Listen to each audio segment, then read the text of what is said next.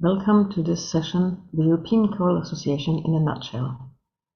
We decided to offer such a session at our membership weekends in order to help new members or new representatives of older members to get to know our association a bit better before the discussion rounds start and also before the General Assembly, so that they will understand things better because they will have a context. It will mean that you will hear some things again tomorrow in the General Assembly, but we thought that it would be helpful in any case. So together with Anna from our youth committee, we will present to you our history, the structure of the network, our mission, vision and strategy, and the main events we offer, and also all the activities for youth and our communication. We are sharing this presentation as PDF with anybody who is interested, which means that I may not be reading every word on this presentation, but sometimes just running through some slides a bit more quickly. So let us start with the history of our association, which I always think is important to know when you want to understand what the association is doing today. So let's look back at the origins. The European Choral Association is the result of a merger in 2011 of AGC, which was Arbeitsgemeinschaft Europäischer Chorverbände, an association gathering mostly German-speaking countries or choral organizations in German-speaking countries in Europe, and Europa Cantat, European Federation of Young Choirs. Europa Cantat was created in the early 60s by conductors who had been soldiers in the war and felt that they could prevent the young singers from wanting to go to war by bringing them together for a full week of singing together, and not only for each other as it was usual at other festivals, but also sharing their accommodation and meals and spending the whole free time together playing football in the breaks. And they would then have made friends from many different countries in the end. You can here see the presidents who completed the merger at the top: Sonja Greiner and Michael Scheck and Sante Fornacière, and at the bottom, two of our founding fathers, Gottfried Wolters from Germany and César Chauffret from France. And at the first Europa Cantat Festival in 1961, one of the founding fathers, who was blinded in the war, came on stage together with Gottfried Wolters, and he said, "Look, we have both been fighting in the war on the two sides of the border, and theoretically he could have been the one who blinded me, but now we're standing here together as friends." And they gave this very strong message about what they wanted to achieve. And they also wanted to share and disseminate European choral music all over Europe. So this is the official text about our history. The European Choral Association defines itself nowadays as a European cultural network. And I will say more about this in a moment, but we are also ourselves members in a number of other networks on international and European level, so the International and European Music Council, the International Federation for Choral Music, IFCM, Culture Action Europe, which gathers different members from different fields of culture, active at European level, but also of Musica International, that runs the online library, and the Choral Festival Network. Also, together with Jeunesse Musicale International and IFCM, we are one of the patrons of the World Youth Choir, and thus members of the foundation. And in addition, we cooperate with numerous other choir associations, music associations, and culture associations in Europe and beyond. We also support the festivals America Cantat and Africa Cantat, which we consider being our little sisters, so to speak. As I said, we define ourselves as a network as well. Until 2021, we had organizations, choirs, families, and individuals as members. Since 2022, we only have member organizations, and the members of our member organizations are considered indirect members. So here you can see some examples, and we have around 60 member organizations nowadays in 31 countries. I think actually we're already at 32 countries in Europe plus Israel. We have 4 categories of members that you can see here, and I will not run through them, but globally it's choir organizations, conductors associations, umbrella associations, and other institutions that are connected to choral music. We have different membership fees that I will also not run through, but they depend on the size of the event and on the country group to which the country belongs, where the association is based. So why do we think we are a network? What do we offer? You can contribute, you have voting rights, you can come to membership weekends like this and discuss with us. You can present your projects in the project presentation session, as you heard it this morning. You can also attend and host events, and you can profit from different offers and trainings, some of them in our big EU-funded projects. Since individual members and choirs can no longer be members of the European Choral Association, we have turned our Friends Association into a network of individuals, a network of our friends and supporters. When the association was created, it was created mostly to help fundraise for the European Choral Association, to be a kind of piggy bank for us, but we realized that it has now become an interesting place for individuals and choirs that cannot join us directly to join this network, to meet people who have a similar work as oneself or a similar opinion and want to support what the European Choral Association is doing. Here we have two different fees for choirs and other legal entities and individuals, and there is no distinction according to country group in this association. Then beyond our members and the indirect members and the members of our friends, there are all the other people in Europe who do collective singing, and in a study between 2012 and 2015 we asked ourselves how many people are there in Europe, and we came to this figure of 4.5% of the population, which for the big Europe means 37 million people, or if you look only at the European Union, it's 22.5 million people. That's quite a lot of people, and we have learned that it's really useful to use this figure in our advocacy work and show to people how many people are concerned in a way about what we are doing. If you find this a difficult figure to imagine, the 22.5 million people, if they were to build a chain from the North Pole to the South Pole, this would be about this number of people holding hands. So it's quite an impressive number. So why did we do such a study? As I said, I think we wanted to show how many people are involved in collective singing and therefore somehow touched by what we are doing, or people for whom we are advocating when we are advocating for collective singing. And it also helped us improve the image of collective singing, and on the long run I can say that it has helped us receive European Union funding, because they suddenly said, oh, this is not just a niche art form that concerns many people. So where do we get our money from? From the European Union, Germany, the city of Bonn, and different projects and membership fees. I won't go into details there. So let's have a look at the people who are behind this organization, running this organization. And you have met some of them already this morning during the project presentation session. And you will meet more of them in the discussion rounds this afternoon, and of course also tomorrow during the General Assembly and the workshops. So we have an executive board, and our president, Dermot O'Callaghan, opened the membership day this morning, so you already met him. And we have further board members altogether. We have board members from 10 European countries. We have the team that you have partly also met already or been in touch with online, and you will also see them in the different discussion rounds and tomorrow. And we have the board of the Friends, which is not directly a part of our association, but working very closely together with it. And many of those people had been involved with the European Choral Association before, either as team members or as board members. And then we have the youth committee, but you will hear more about them later from Anna. So this is a quick overview on our vision, mission, strategy, and action plan. I will not go into details because you can find this also on our website and in the presentation if you ask for the PDF. It was approved in 2020 and is still important for the work we are doing. So here you can see the core values on which we are basing our work: inclusivity, diversity, development, empowerment, sustainability, and you will recognize some of these words also in the topics that we are discussing or learning about this weekend. Our vision is a world where everybody experiences the benefits of singing. So I've learned that a vision is something that you know will never be reached, but it's a kind of ideal, and you think it would be an ideal world if this vision could be fulfilled. And we want to be the leading pan-European non-profit organization dedicated to lifelong learning and cultural exchange through collective singing.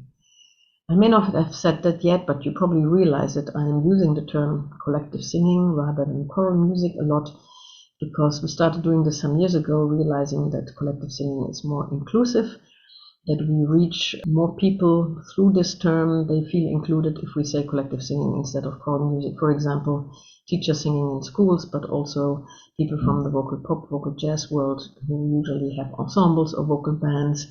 and would not identify with the word choir or choral singing. This is our strategy. So we want to develop, we want to do capacity building or training, we want to identify trends and raise awareness for the benefits of collective singing.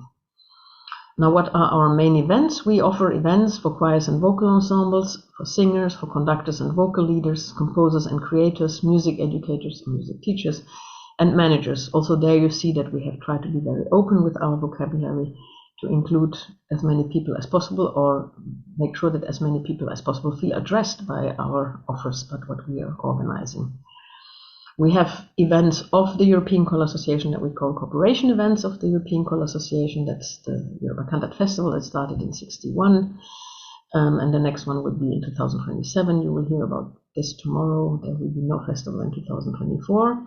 We have Europa Cantat Junior, where we had the last one this year. The next one will be in Girona. And we had Leading Voices. The first one was in the Netherlands in 22. The next one will be in Tallinn. We have the Euro Choir that has no session this year, but was in Switzerland in 2022 and will be in Bulgaria next year. And we are, as I said, patrons of the World Youth Choir, and there the next regular summer session will be in 2024 in Germany.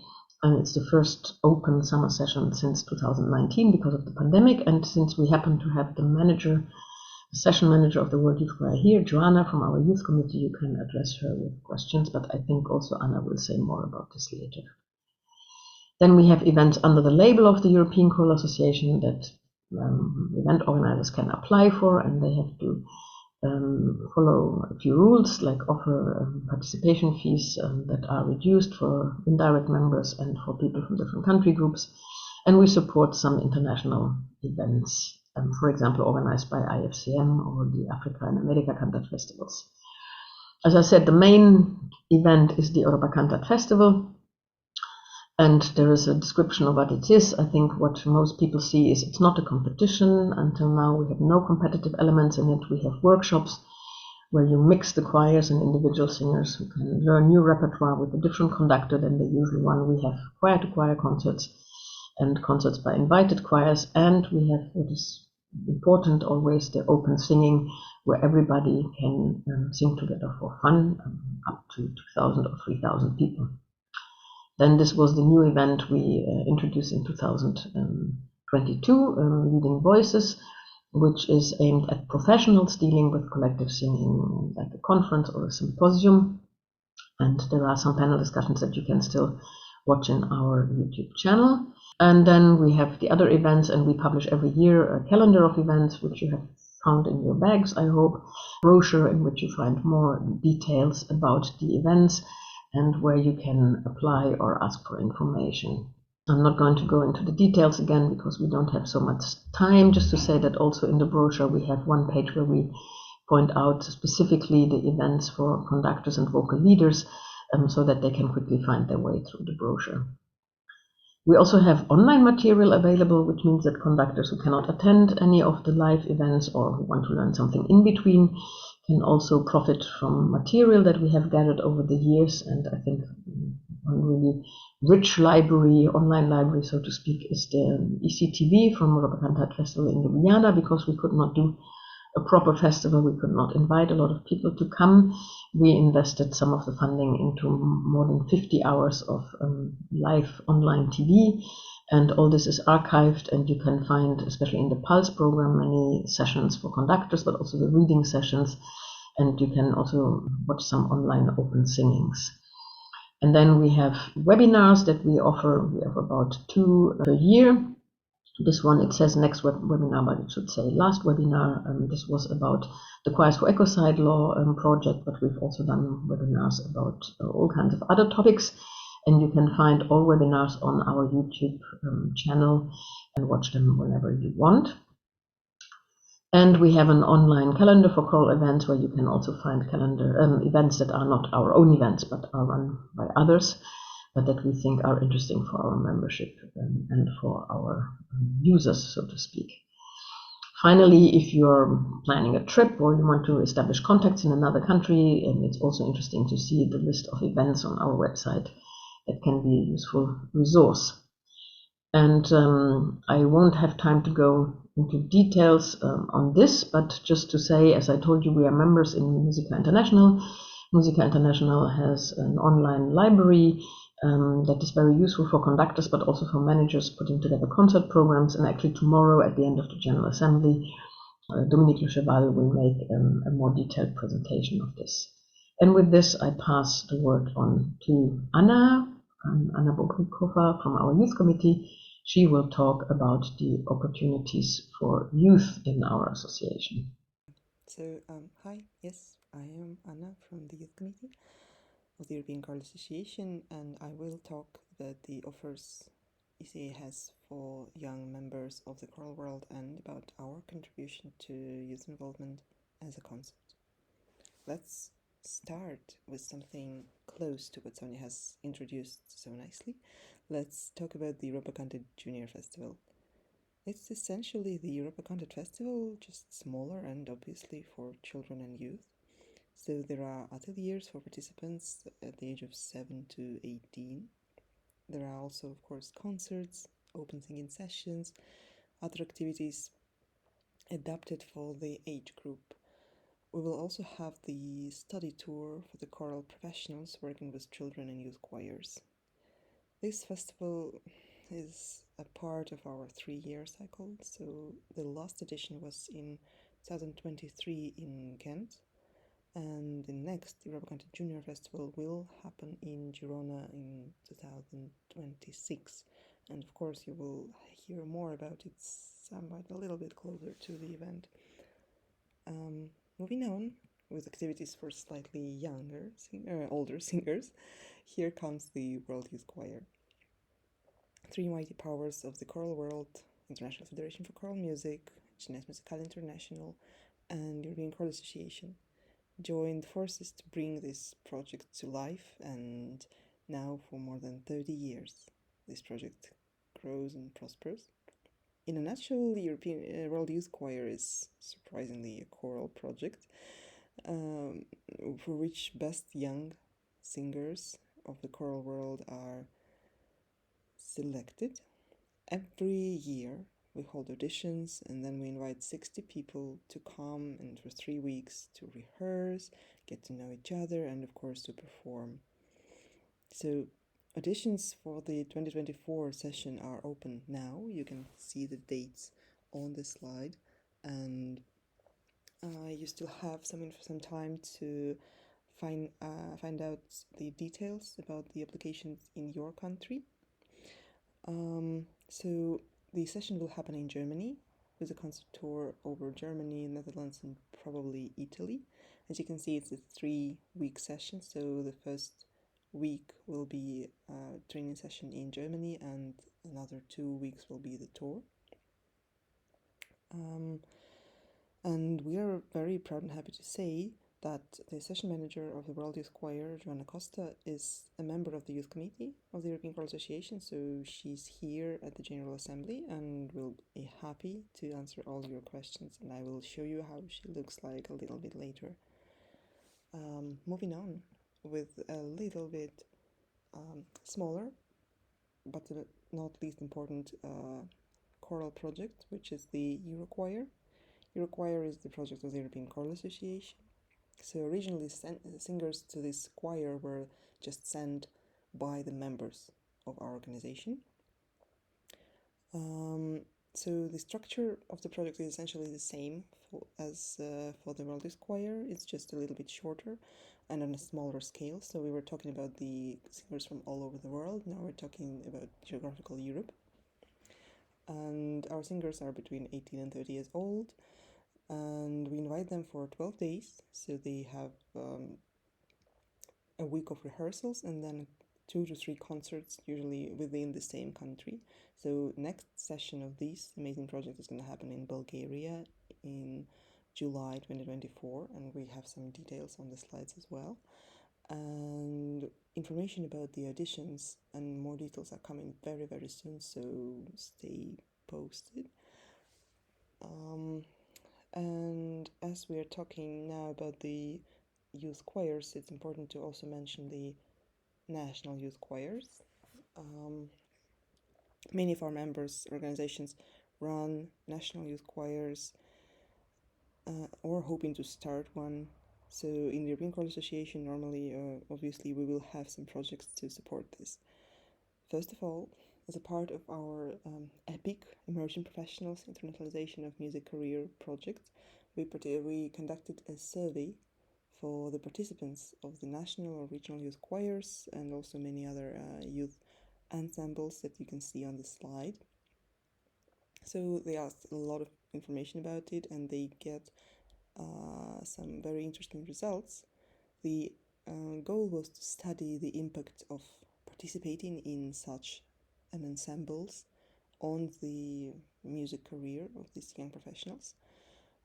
And the report is now published, and it is a very convincing material that can help you to explain to politicians or to funding bodies why exactly it is such a great idea to have a national youth choir or any sort of ensemble like this, because we've discovered that indeed the participants of this choirs and ensembles have a great level of education. They have experienced the internationalization of their career, so they are more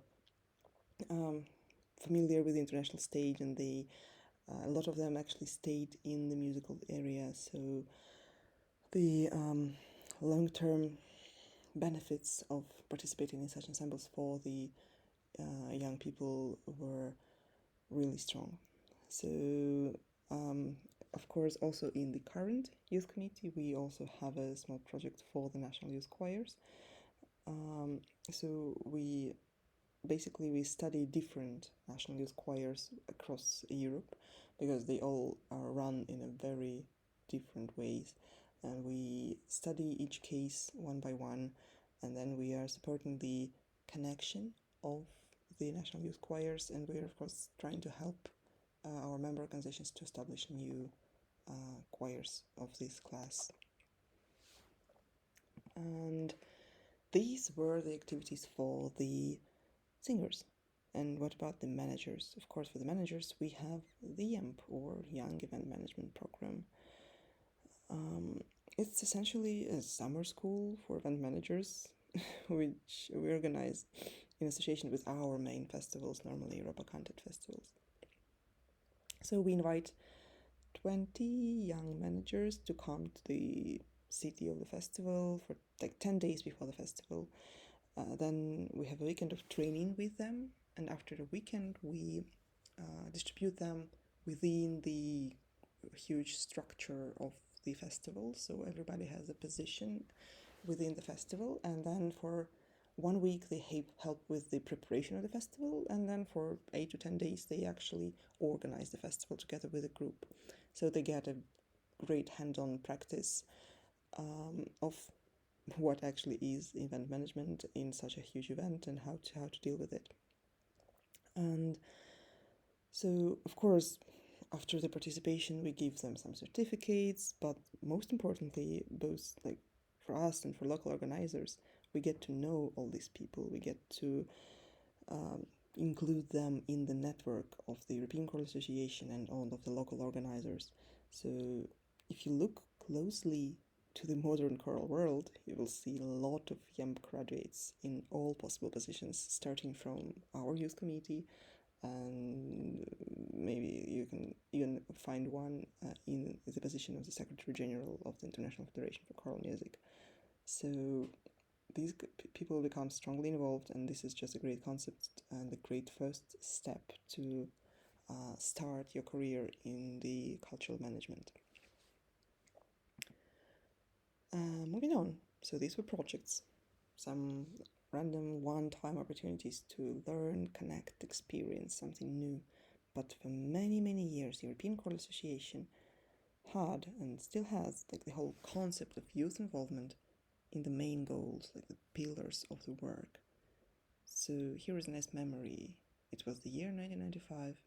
Sonja Greiner attended her first board meeting with the board of the Europa Cantat European Federation of Youth Choirs, as we were called back then. There were 12 men and 1 woman on that board, and the youngest board member was 50 years old.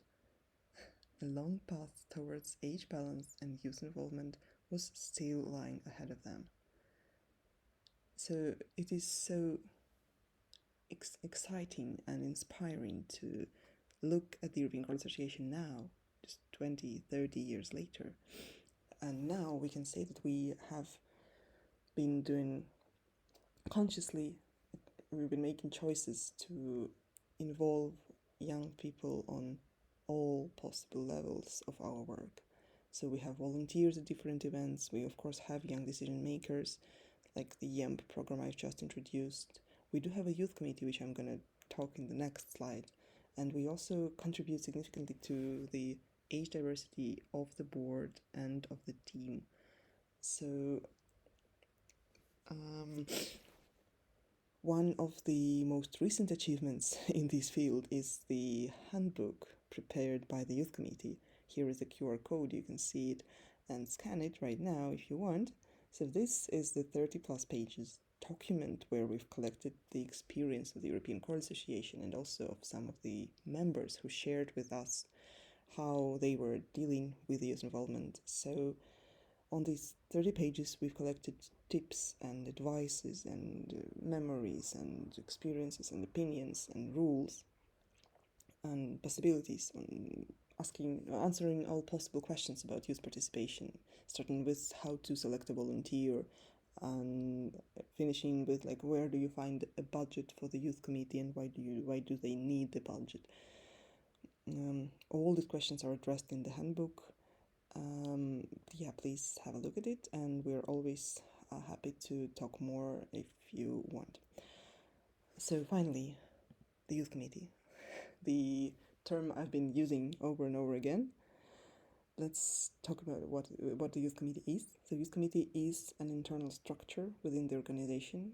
So in the European Choral Association, the biggest part of the association is the membership, of course, but then there is also the team, our beautiful and fantastic office, then we have the board, the people you've already met, and then there is us. We are 7 people. The new youth committee is selected every 3 years, and our basic job is to support the board and the European Choral Association to work in the frame of the association and to provide a youth perspective, which is quite broad and vague, but I can give you a little bit more details. So, for example, we have several projects that we conduct ourselves. We are present in every working group of the association, so we contribute to the working processes of the association, but also we, as much as we can, contribute to organizing and planning the events of the association and, of course, the projects that it has. So basically, in any, if the association is doing something, we are doing it, we're supporting them, we're helping them. And of course, you will hear a lot more about our projects in the General Assembly tomorrow, so please come and pay attention. And if you want to know more about what we are doing, you can read our blog, and you again see the QR code on the slide. In this blog, we just regularly post about our activities, our projects, and our experiences as the members of the youth committee. So this is us, 7 people, representing 9 countries, which is kind of nice. So the first person is Joanna Costa, as I mentioned. She is the session manager of the World Youth Choir. Then the next one is Alba, our fantastic chair, and then there is 5 more of us. So you see our faces, and if you encounter us in the halls during this General Assembly, please feel free to ask any questions about the youth-related projects and activities of the European Choral Association. We're always happy to help and to answer your questions. And I think that's it from my side, so I give the floor back to Sonja. Thank you very much, Anna, for this wonderful overview. And finally, at the end, I would like to come back to our major cooperation projects, EU-funded projects. Partly we are running them as cooperation projects together with others, and we offer activities under these projects, so they are also very interesting for you to know what is in it for you and what we are financing with this European Union funding. Here you see the list of projects that we did in the recent past. had network funding until 2001, and then we started a new cycle. At the end of 2021, we coordinated a project called EPIC, which was about auditioned youth ensembles. We were partners in the project Shift, coordinated by Erasmus+, which was coordinated by the European Music Council, and we were partners in Training Leading Voices, coordinated by CIMIC in the Netherlands, but we were co-coordinators, and this project has just finished this year. At the moment, we are in the middle of the Ignite project, ending the second year, also network funding, and we have applied for two new projects, partners in the Swan project scene with additional needs, coordinated by Nordisk Sangforum, and we are partners there. And you will hear more about this probably tomorrow in the General Assembly. And also we applied for funding for Choral Ties, which is a project coordinated by us in cooperation with some of our members and so IFCM and Chaos Verlag. And however, we are still negotiating there. The agreement is not signed yet, so I will tell you a bit more tomorrow, but we will officially launch it when the agreement will be signed. And finally, we're starting to prepare for the follow-up project of Ignite, the next network funding round, where the application deadline is next spring, and we will talk about this more tomorrow as well. So a quick look into our current Ignite project, just to show, so the keywords in this are Green Deal, so environmental issues, diversity, inclusion and equity, but also empowerment and training, and you will recognize some of these terms from our strategy as well, and from the values that we have. And we are trying to help others be active internationally and also make use of modern technology. So we have had some webinars on technology and digital tools, for example. So what's in it for you? We are planning managing, this is on our side, but we have the networking part, which includes the membership weekends, the regional development strategy that Yoji has been taking care of, also supporting the Friends Association, supporting the youth committee, and advocating for youth involvement, and doing some other networking activities. We have all the training and capacity building, which are webinars, but also physical workshops like the ones that will be offered tomorrow afternoon. And we have the peer-to-peer training, where you can actually apply for funding to travel to another country and work with colleagues in the other country. We have resources on our website, and we have Ignite grants for the internationalization of events. We have advocacy work, where we advocate for the benefits of singing, for singing and music education, for amateur music, and other issues. And I want to point out especially that we still have this campaign on the benefits of singing, which we started in the previous project, and which we feel is still as important, or maybe even more important. And also, let's say, our political atmosphere at the moment is such that at European level, but I think also partly at national and local level, politicians and funding bodies are looking more at the benefits of collective music making on the physical health and the mental health of people, and therefore this campaign is also fitting this mindset that we currently have. Then we have some data collection that I will not go into details into, and the communication, and just a quick look at our communication. So we have regular publications like the annual report that we are sending out once a year. We have the brochure with the events of the next year. We have some publications that are available online with project results, like the Singing Europe report, showing how we came to this number of 37 people, but also giving some additional information, and the handbooks that were developed in the Sing Me In project. We have some guidelines from the Shift project, and we have programs of our membership weekends. Of course, we have online digital tools, the newsletter, and if you have not subscribed to our newsletter yet, please do so, because we cannot do it for you, and then you will always hear what we have to offer next. You can do that on our website, and then we have all the social media channels that you can also follow, and where you can read and share our news. So we have come to the end of this presentation. I know it was a bit fast, but I think, or I hope at least, it was still useful for you. And as I said, I'm happy to share the presentation with anybody who is interested, and we'll probably also upload it on the website with the material from this membership weekend. And otherwise, if you have any questions, please do not hesitate to contact us. Thank you very much as well again to Anna. And yes, I wish you remaining nice day and fruitful discussions in the next round.